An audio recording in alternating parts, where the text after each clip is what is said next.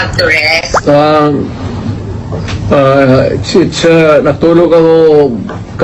Natulog kami buong araw, ma'am. That's nice to hear. Okay, sir. Unang-una, how are you po? Talagang ang daming gusto magtanong, kumusta po si President Duterte? Sa awa ng Diyos, okay ako. Wala nga. Okay, sir. Hindi na po ako magpapaligoy-ligoy pa, sir. No. Nitong weekend, lalo na kahapon, ang dami hong nagulantang at nagpanik dahil dun sa balita. Ano po ba talaga ang nakarating sa inyo, sir? Meron daw po ba kayo talagang warrant of arrest? Ano po? Alam mo, ma'am, what is circulating in the city of Manila, it's almost the same that's being bruited around dito because of the communications, very easy. As a matter of fact, it's almost instant, ilang segundo lang. So ang masasabi ko, ma'am, is though I do not claim ignorance about the moves before and long before and after a few months of respite, nandiyan na naman yung issue. So I guess this mga ano na ito with issues, I would call them, would hound me until the dying days of my life. Okay. So, ano to, sir? So, they won't really stop. Again? So, talagang hindi sila titigil, sir? No, as I remain, mainly if I remain to be a politician all the year round. But it might simmer a little bit down the line. Puro pag hindi na masyado ako active. But for as long as I am there in the political arena of the Republic of the Philippines, I would be a constant, not really issue, but a good copy for whatever I say or whatever I do, and what happened yesterday and what will happen tomorrow. Alright. Yan, okay. Sir, okay, sir, does this bother you, sir? Itong mga naglutangang information na meron ng warrant sa inyo? Warrant of arrest? Alam mo, ma'am, sa totoo lang, I have been in politics for almost nearly 30 years. Been mayor, lahat na klaseng issue. Firstly as vice mayor, then congressman, then as president. Hindi ko naman siya nasabi minamaliit ko, pagyayabang yan eh. But it's almost an day in, day out, month long, year after year. It's has become an irritation, really. Especially if patanda ka na and you still have to deal with the same questions and issues until now. Pero I take it as part of my political life. Kasi nandyan ay early on nagpasok ako sa gobyerno as a prosecutor that verily as early as ilang taon lang pumasok na ako sa politika. Okay. Sir, kung sakali nga po na meron at kayo ay pasoman po, will you appear? Again, If ever na meron na po talaga, kung talagang totoo nga itong warrant of arrest ng mga lumutang, kung sakaling meron nga talaga, what's your plan po? Will you appear kung sakaling ipasoman po kayo, sir? I would say that not really appear or non-appearance, but I will deal with the problem directly, frontally, as a lawyer. Gagamitin ko na yung pagka-abogado ko. Okay, sir. So, suffice to say that you have been prepared for this po, Mr. President? For the longest time. For the longest time since, as far as I can remember, maaga ako ng ilang years early on, so that to be around siguro, put it lightly, mga first 5 years, first term, second term, nandyan na yan. So, I have learned to deal with the problem directly, frontally, and walang pasikot-sikot. Alright. I have been very frank all these years. Alright. Okay. Sir, aside from this po, sir, meron din pong ifinal sa inyo sa DOJ na inciting to sedition. Unang-una, what's your take on this po, sir, na kayo po ay napailan ng ganito, sir? Is it the sedition ngayon? That's different, sir. Aside from ICC, sir, meron din po, di ba, sir, may pinal din po sa inyo na inciting sa DOJ? Inciting to sedition? Wala akong alam yan. Ngayon lang. Alam ko na may plano na idemanda ako, pero specific sa ngayon ko lang nalaman. Yun know, sa ICC, matagal na yun. Whatever course it might turn to, I am ready for it. Kasi dumaan ako sa trabaho ko, ma'am, as an appointed elected official of the Republic.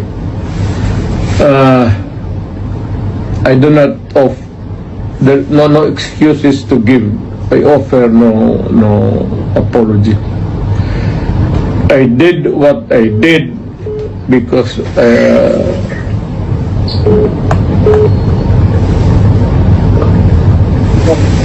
Okay. To continue, I said I did what I had to do kasi trabaho ko at ginawa ko.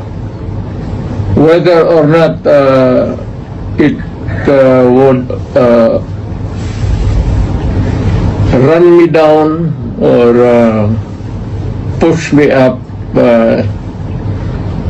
it's too early and it for history to make the accurate count. Wala ako. I do not want to judge myself except that I answer the problem, the questions, whenever it crops up. Alright. Okay. Sir, amidst all these, issues about your, the arrest warrant po ng ICC, pinag-uusapan dito ngayon, syempre, yung impeachment po ni VP. Is it true that are you really going to join his defense panel, Mr. President? In her, rather, defense counsel po. In her defense team. Yes. Yes. You still join, sir? Pero Yes. you want the defense, the lead counsel anymore, sir? Well, I will deal with the multiple problems as they come along, and there will be a lot of them. But the basic issues remain the same. Alright. Sir, nakapag-usap na po kayo ni VP? She was beside me a few minutes ago, after dinner. Alright, it's good to hear you have dinner together.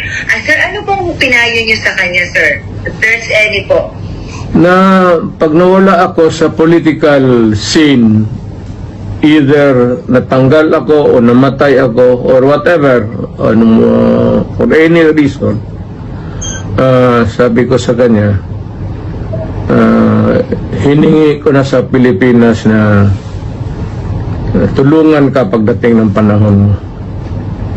At tumakbo ka ng presidente. At continue. Hindi ko hinarang yan, ma'am. Ngayon na lang. Of late.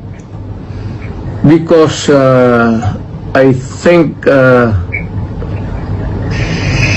I'm pretty with this kind of problem paulit-ulit. Sabi ko, sige, sundin mo na and for all the unanswered issues, ikaw na ang magpatuloy ng sumagot. At kung mapresidente ka man, sundin mo lang yung style ko at okay ka. Huwag kang matakot, sabi ko, makulong ka. So did you say sundin ang style mo? Oo. Ano particularly, sir, ang style ni PRRD ang gusto niyo makuha po ni VP Sara para mag-make okay talaga? You cannot change the Philippines overnight into a trouble-free country. But you can minimize the misery of the people in the hands of the oppressors and the criminals and all. Pwede mo na rin patayin lahat para isang hearing na naman. Sir, kaya yung mga ganyang salita mo, sir, kaya ano eh. Anyway, sir, Tama yan. napag-usapan niyo ba ni VP about sa kanyang impeachment, sir? Hindi naman naniniwala yung babae niya ng payo. At saka, hindi naman interesado yan kung ma-impeach talaga siya o impeachment ay proceeding. The trial itself, you should not worry a bit. I do not know, but makita mo naman yung sa karakter ng babae na yan. It's totally indifferent yung mga problema na yan. I mean, she can always respond, but as always she has been responding to me. Well, I can always transfer to a new life, a new beginning. Ganun yan siya eh. So pagka ganun ang kausap po ang tao, hindi mo mabigyan ng payo. What for? Hindi naman nakikinig. Okay. Sir, what made you change your heart? Kasi alam namin nung una, lagi niyo pong dinidiscourage si Ma'am Inday na wag talagang tatakbo kasi you've been there. Alam niyo, ayaw niyo siyang mahirapan. What made you change your heart and mind and now you're convincing your daughter to run na po for president? Why the change of heart po? Para yung she truly loves her country. Dapat gawin niyang gawin. At this time, at this point in time, when paalis na ako at patanda na, at maybe sooner than expected, I will make my exit as a politician. And then how did she respond, or what was her reply po to you, sir? I think si Inday has become a political animal. Kasi lolo niya